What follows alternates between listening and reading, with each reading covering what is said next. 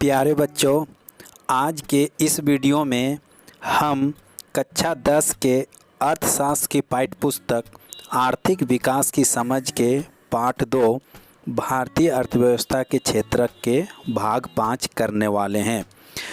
पिछले वीडियो में हम लोगों ने भारतीय अर्थव्यवस्था के क्षेत्रकों के वर्गीकरण का जो पहला वर्गीकरण था वो कार्य की प्रकृति के आधार पर वर्गीकरण को देखे थे। कार्य की प्रकृति के आधार पर भारतीय अर्थव्यवस्था के क्षेत्रक को 3 भागों में बांटा गया है: प्राथमिक क्षेत्रक, द्वितीयक क्षेत्रक और तृतीयक क्षेत्रक। और इन तीनों क्षेत्रकों के बारे में हम लोग पढ़ चुके हैं, जिसके अंतर्गत हम लोग 3 क्षेत्रकों की तुलना को देख चुके थे। उसके बाद हम लोगों ने फिर ये भी देखा था कि क्षेत्रकों में ऐतिहासिक परिवर्तन, फिर उत्पादन में तृतीयक क्षेत्रक का बढ़ता महत्व, और फिर हमने ये भी देखा था कि अधिकांश लोग कहाँ नियोजित हैं, जिसके अंतर्गत हम लोग अल्प बेरोजगारी, प्रच्छन्न बेरोजगारी, छिपी हुई बेरोजगारी और खुली बेरोजगारी के बारे में जान चुके थे। फिर हम लोगों ने देखा कि अतिरिक्त रोजगार का सृजन कैसे हो। उसके बाद हम लोग देखें महात्मा गांधी राष्ट्रीय ग्रामीण रोजगार गारंटी अधिनियम यानी मनरेगा को।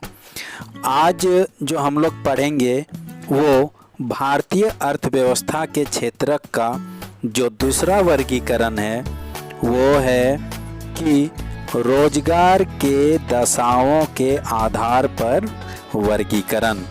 रोजगार की दशाओं के आधार पर भारतीय अर्थव्यवस्था के क्षेत्रक को 2 भागों में बांटा गया है: संगठित क्षेत्रक और असंगठित क्षेत्रक। तो चलिए शुरू करते हैं।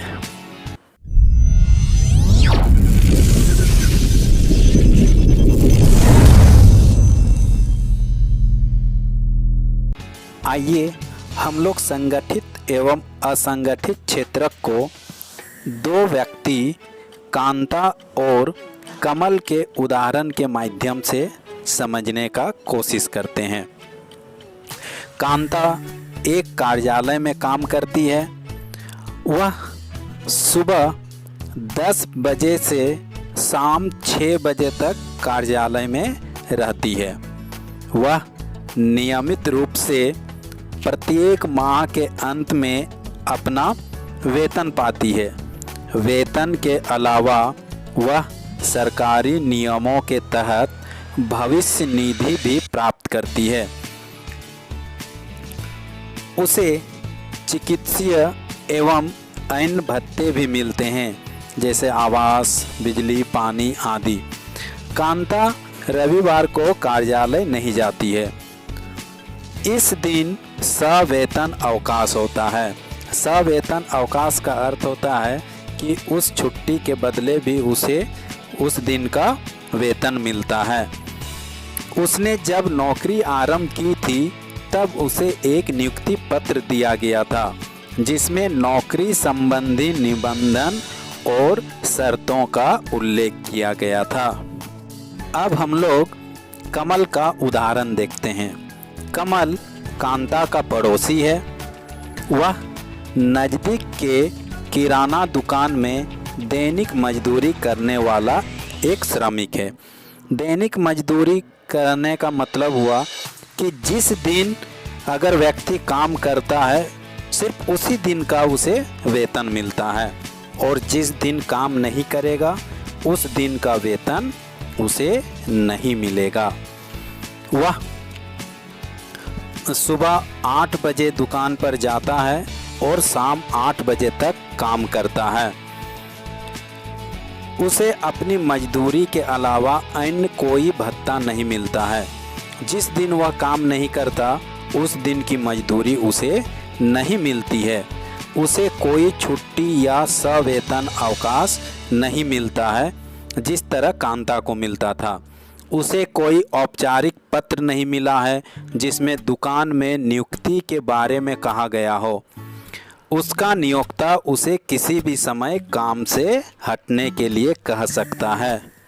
इन उदाहरणों में हम कांता और कमल के रोजगार की परिस्थितियों में अंतर को देख सकते हैं। तो आइए जानते हैं कि कांता और कमल के रोजगार की दशाएं क्या हैं। कांता जो है वो एक संगठित क्षेत्रक में काम करती है। संगठित क्षेत्रक की कुछ मुख्य विशेषताएं इस प्रकार हैं। पहला, संगठित क्षेत्रक में रोजगार की अवधि नियमित होती है। दूसरा, संगठित क्षेत्रक के लोगों के पास सुनिश्चित काम होता है। तीसरी विशेषताएं, ये क्षेत्रक सरकार द्वारा पंजीकृत होते हैं। चौथा, इसमें सरकारी नियमों एवं विनियमों का पालन किया जाता है। पांचवा, इस क्षेत्रक में कर्मचारियों को रोजगार सुरक्षा के लाभ मिलते हैं। उन्हें सवेतन छुट्टी, भविष्य निधि, सेवानुदान आदि प्राप्त होते हैं। छठा, अगर कोई व्यक्ति संगठित क्षेत्रक में काम करता है तो उसके नियमानुसार निर्धारित समय से अधिक काम करने पर उन्हें अतिरिक्त वेतन दिया जाता है, जिसको हम लोग ओवर टाइम भी बोलते हैं। सातवां, चिकित्सीय एवं आवासीय लाभ पाने के हकदार होते हैं संगठित क्षेत्रक में काम करने वाले लोग। आठवां विशेषताएं, सेवानिवृत्त यानी कि रिटायरमेंट होने पर उन्हें पेंशन भी मिलता है। उदाहरण के लिए सरकारी संस्थानों, सरकारी सहायता प्राप्त संस्थानों तथा बड़ी बड़ी कंपनियों में काम करना इसके उदाहरण है। इसके विपरीत कमल असंगठित क्षेत्रक में काम करता है। तो आइए असंगठित क्षेत्रक की विशेषताओं को जानते हैं। पहला, असंगठित क्षेत्रक छोटी छोटी और बिखरी इकाइयां जो अधिकांशतः सरकारी नियंत्रण से बाहर होती हैं से निर्मित होता है। दूसरा, यहाँ रोजगार की अवधि नियमित नहीं होती है। तीसरा, ये क्षेत्रक सरकार द्वारा पंजीकृत भी नहीं होते हैं। चौथा, इसमें सरकारी नियमों एवं विनियमों का पालन नहीं किया जाता है जिस तरह संगठित क्षेत्रक में किया जाता है। पांचवा, इस क्षेत्रक में कर्मचारियों को रोजगार सुरक्षा के लाभ नहीं मिलते हैं। यहाँ सवेतन छुट्टी, भविष्य निधि, सेवानुदान आदि का कोई प्रावधान नहीं होता है। असंगठित क्षेत्रक में श्रमिकों को बिना किसी वजह काम से हटाया जा सकता है। छठा, असंगठित क्षेत्रक में काम करने का कोई निर्धारित समय नहीं रहता है। सातवां, इन्हें कोई चिकित्सीय एवं आवासीय लाभ नहीं मिलता है। असंगठित क्षेत्रक के उदाहरण हैं भूमिहीन श्रमिक, छोटे किसान, सड़कों पर विक्रय करने वाले जो हम लोग देखते हैं फल बेचते हैं, सब्जियां बेचते हैं, फेरी वाले जो कपड़े बेचते हैं और ठेला वाले जो चाट वगैरह बेचते हैं, तो वो सब असंगठित क्षेत्रक में आते हैं। फिर सड़क मरम्मत कार्य करने वाले लोग भी असंगठित क्षेत्रक में आते हैं। श्रमिक एवं कबाड़ उठाने वाले लोग असंगठित क्षेत्रक के उदाहरण हैं। इस तरह हम देखते हैं कि असंगठित क्षेत्रक के श्रमिकों को एक तो वेतन कम मिलता है, दूसरा रोजगार भी नियमित नहीं है और संगठित क्षेत्रक वाली सुविधाएं भी इन्हें नहीं मिलती है। फिर इनके रोजगार भी सुरक्षित नहीं है।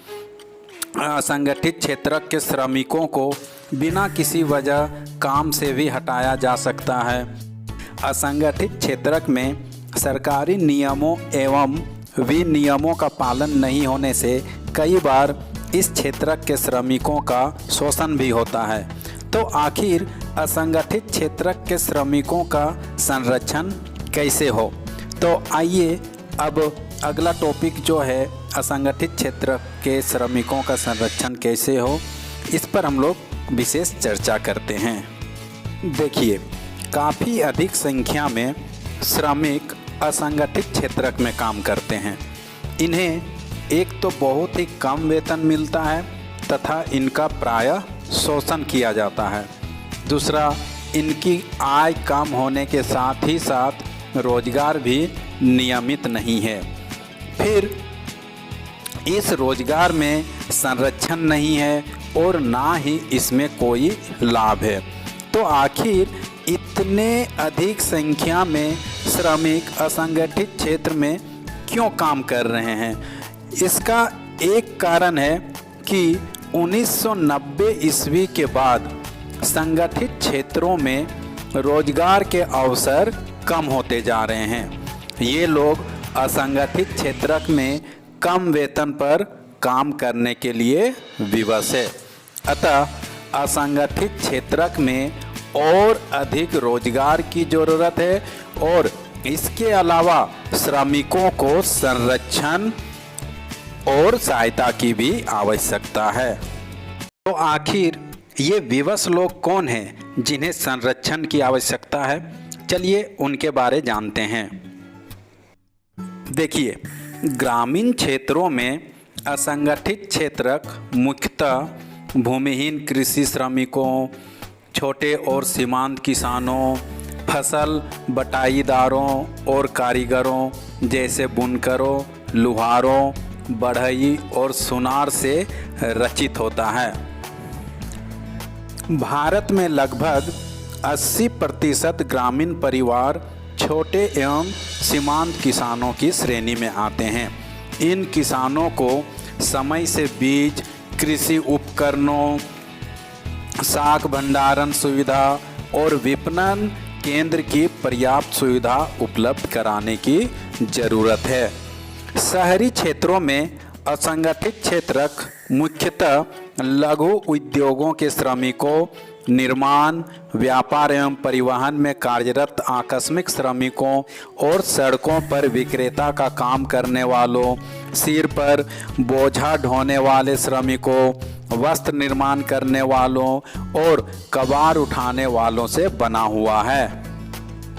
इस तरह हम देखते हैं कि ग्रामीण क्षेत्र और शहरी क्षेत्र में कौन कौन से लोग असंगठित क्षेत्र में कार्यरत हैं।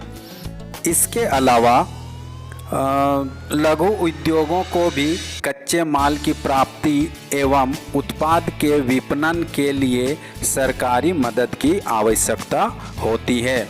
आकस्मिक श्रमिकों को शहरी और ग्रामीण दोनों क्षेत्रों में संरक्षण दिए जाने की ज़रूरत है। हम यह भी देखते हैं कि बहुसंख्यक श्रमिक अनुसूचित जाति, जनजाति और पिछड़ी जातियों से हैं जो असंगठित क्षेत्र में रोजगार करते हैं। ये श्रमिक अनियमित और कम मजदूरी पर काम करने के अतिरिक्त सामाजिक भेदभाव के भी शिकार हैं। अतः आर्थिक एवं सामाजिक विकास के लिए असंगठित क्षेत्र के श्रमिकों को संरक्षण और सहायता जरूरी है। अगर आपको मेरी वीडियो पसंद आई तो प्लीज़ इसे लाइक, सब्सक्राइब एवं शेयर ज़रूर करें। Thank you.